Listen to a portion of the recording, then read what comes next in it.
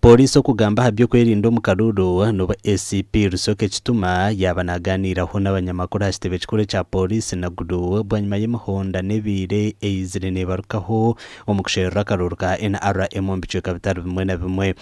All security agencies in Uganda are under task and obligation to lay a hand in ensuring that this electoral process is peaceful and is secure. Rusoke Kituma yashobora ngo ekitongore bahereze kwetebekanisiza Karuru ka. We don't expect firearms, people carrying firearms to those centers.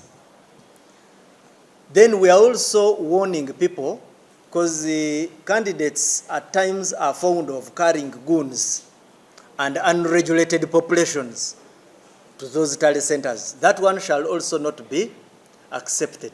Umakura gandi abatura bakuzire abarwegitiro mu kibina cya Bushenyi Elders Forum batongwize hururu eyo kurondera President Museveni Karuru akenkumi 2026. Members tukahinguza tugenda heru tushagikeye mukuru w'ihanga President Museveni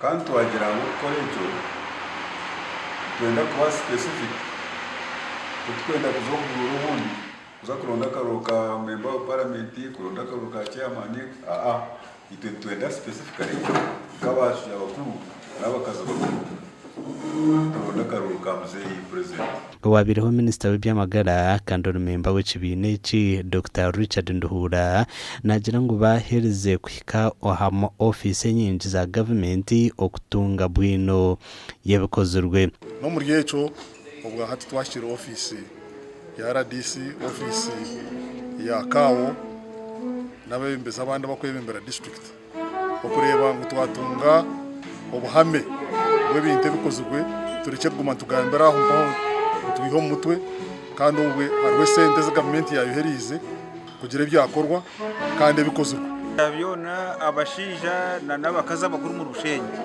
bayokozire mu korujegere bayokozire mu komuha kugira ngo bagambire enseje bagambire Bushenyi President Museveni ebintu byakozire kandi okwemerera kwe abwencere yabireta kuzarya chatona gumwe kwishikire kimwe ahabo kombagira ngo umukira gwenda mangu esika umuntu twakubakozire ebintu bikurebuka mbwe nwano bigambiro uburuyi namani atakarya na roni akata kakora buri kintu cyomwe konko murembe gwa Museveni hati ntujagambire myeto yitu tujigambire entanso yaberuko mu myaka eriya na nentanso eriko mu mwaka ogo na muno tugambire nabo norani hariho n'abantu abagwiro mu Karuru. Ekibina cya Bushenyi Elders Forum kikatanduka mu mwaka gw'2023 na nekigenderwa cyo kurunda n'abagurusi hamwe n'abakikuru okugumana bahanura hanshonga zihanga. Amakuru agagasha kwa Jimmy Muhumuza na Abraham Muganzi.